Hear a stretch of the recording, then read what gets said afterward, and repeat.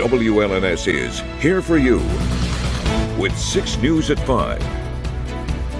President Trump threatens to impose tariffs on Mexico and Canada starting next week, sparking fears about the economic impact.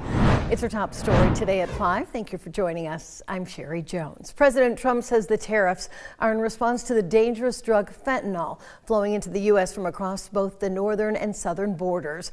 Washington, D.C. correspondent Hannah Brandt explains. Starting March 4th, President Trump says the U.S. will impose 25% tariffs on imports from Canada and Mexico and will double the 10% tariffs on imports from China, all because he says those countries aren't doing enough to prevent illegal drug trafficking. The drugs continue to pour into our country, killing hundreds of thousands of people. Democrats are slamming the tariff plan. Some people voted for Donald Trump because he said he was going to take care of inflation. It's been the opposite. Senator Tim Kaine says this will hurt American consumers. Housing materials have gone up in price. Groceries have gone up in price. Energy's going up in price. And these tariffs will make it worse.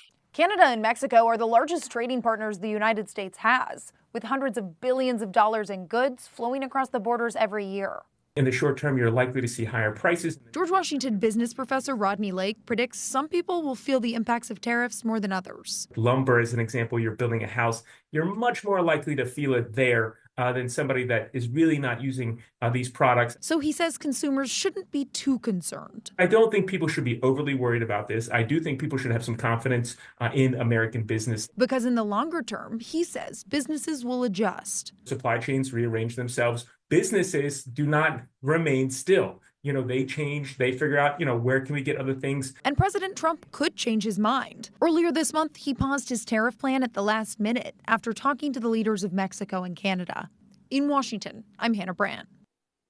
Well, Michigan will feel the impacts of these tariffs right away, and that's something Governor Gretchen Whitmer discussed last night during her 7th State of the State address.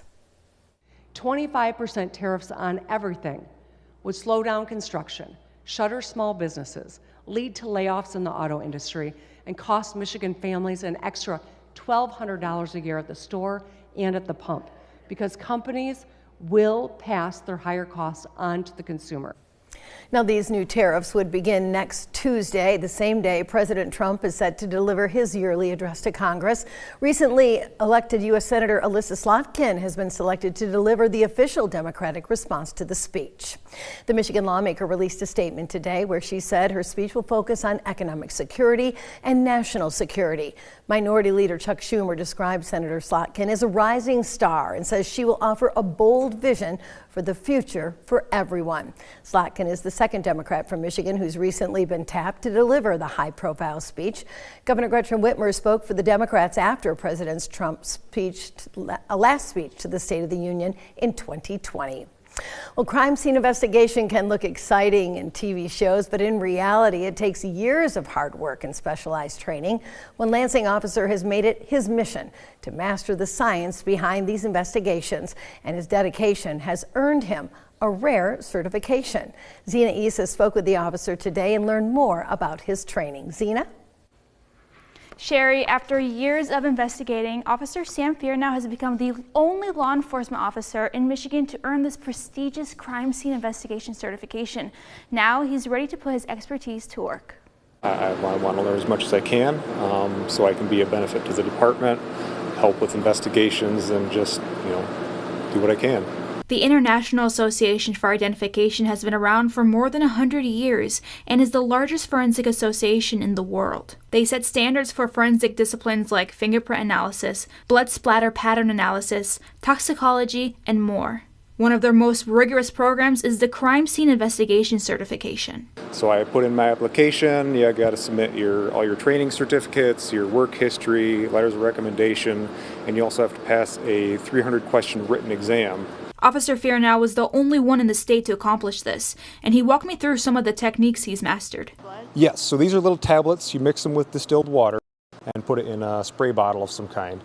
You turn all the lights off or make it as dark as you possibly can, and then you spray it, and like you see on the TV shows, it'll glow bright blue. It's very handy in situations where someone might have cleaned up the blood after the fact, or the blood is so old you can't see it right away.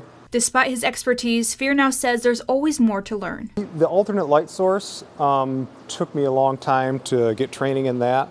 Yeah, it was hard to learn the different wavelengths and the settings and stuff. I actually recently just took a class in it and got more training in it. Earning this certification is a milestone in his career, and for Officer Fearnow, it's proof that his hard work is paying off. You know, it gives me a warm, fuzzy feeling that, you know, everything I've been doing for the past 4 years is actually worthwhile, you know. And bragging rights. Yeah. Yeah. Officer Fearnow says he hopes this training will help solve more cases and inspire others to pursue forensic investigations. Back to you. Staying in Lansing, a hit and run sent a 13-year-old boy to the hospital Tuesday night. Police say a vehicle traveling west on Mount Hope struck the child. Officers say this happened near the intersection of West Mount Hope and Rundle Avenues. That's just south of the Grand River. Police got the call around 5:30 in the evening, and when they arrived, they found a boy who then had to be taken to the hospital with non-life-threatening injuries. The driver left the scene after the accident. Police have not yet released a description of the vehicle or indicated whether or not the investigation was ongoing at this point. In Shiawassee County, sheriff's officials there say their animal control team has been dealing with more cases of neglect and cruelty. And to help deal with the problem, they're asking you to donate any spare animal carriers that you might have laying around. Now, the department is looking for small to medium-sized carriers that can be brought directly to the sheriff's office. That's on MacArthur Street in the city of Corunna. You can drop them off anytime during regular business hours. Now, on the west side of the state, 2 children in Kent County have died after getting the flu, and that brings the state's total to 5 pediatric deaths so far this season. Health officials say we are right now in the middle of the worst flu season in 15 years. Nationwide, there have been 84 other pediatric deaths and 33 million cases of flu this year. Health officials are urging you to get your shot if you have not yet already, because there's still plenty of time in this year's flu season. Only 2.7 million Michiganders got their flu shots, and that really is the lowest in 5 years, and more than 1 million short of the statewide goal. From Storm Tracker 6, this is Weather First, sponsored by Auto Owners Insurance. Simple human sense. A bit of a gloomy day, I suppose, unless you just had some time to sit indoors and look outside, because it's been cool, it's been kind of raw, and a little bit of rain scattered here and there. Skyview Network McLaren Cam shows we're still socked in with clouds and will be for the evening hours. Temperature holding at 38 after a high of 41. Not much precipitation to show, only 300ths of an inch. Winds have been breezy as expected, gusting close to 30 miles per hour. This afternoon in Grand Ledge, carbon copy. We've got more clouds in the sky, not a lot of rain in the rain gauge, 300ths of an inch. High today 40, and our wind gusts this afternoon up to 28 miles per hour. In Jackson, temperatures have fluctuated a bit today, bottoming out around 34, rising to 43. We're now at 37. Rainfall total also 307 inch, and our wind gust also 28 miles per hour. Final stop in Hillsdale. Let's see if it's 28 because I haven't looked. 27. We were close. Temperature at 38 degrees. Today's high 45, and rainfall total is also very, very low. So we check out the temperatures across mid-Michigan. 38 degrees in St. John, same in Owasso. As you head further south, we climb into the 40s with Adrian still the warm spot at 45 degrees. We're not in danger of falling below freezing while we've got this precipitation. That is good news. But look at the dips and rises in temperatures over the next several days. Upper 40s, maybe near 50. A lot of wind for Friday. And then we go into the 20s for highs on Saturday, back into the 50s by Tuesday. And some question marks where we're going to end up on Wednesday. Could be a lot warmer than that, or it could be a lot colder. So check out the Doppler radar. Scattered rain showers out there this afternoon. Snow showers to the north where the air is a little bit colder, but nothing too terribly cold across the entire region. Precision cast through tomorrow morning. Clouds try to clear, but we'll probably still hang on to cloudy or mostly cloudy skies. This next Clipper system is going to make a big difference with the temperatures. By tomorrow evening, it's almost right overhead. Maybe a couple rain showers and very windy out there to finish out the day.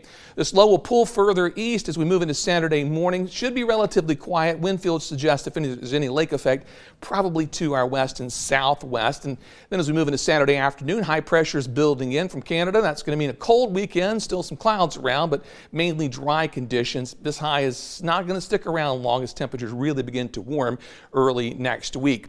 Here's tonight's forecast. 28 degrees with mostly cloudy skies and the rain showers coming to an end. We'll drop below freezing after they're done.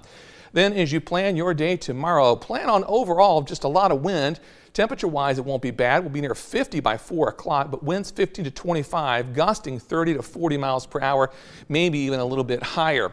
Over the next 6 days, temperatures, they are a-changing. We go from near 50 to the 20s on Saturday. Then by Sunday, highs back in the 30s, and then we're right back up there. Tuesday, we're in the low 50s. Wednesday's going to be one of those days where there's going to be rain in 50s in the state, and there will be heavy snow in 20s in the state, and it's not too far to our north. So stay tuned. It looks like we're wet without snow, but we've got to watch that. Then late next week, temperatures in the upper 30s to mid 30s next weekend, cold enough for some more snowflakes, but no major systems there. And then we're back in the 40s as we head out through next weekend into the following week, another 50. Those 50s, they just tease us. That's what spring is all about. You know, we have first spring, second spring, third spring. Exactly. And tomorrow, hold on to your hat kind of day. Oh, for sure. All right. Thanks, David. When we come back, we will take a closer look at President Trump's meeting with the UK Prime Minister and what it could mean for peace talks there. We'll also want to give you an update on the newest rounds of ceasefire talks in the Middle East. We'll have the latest when we come back.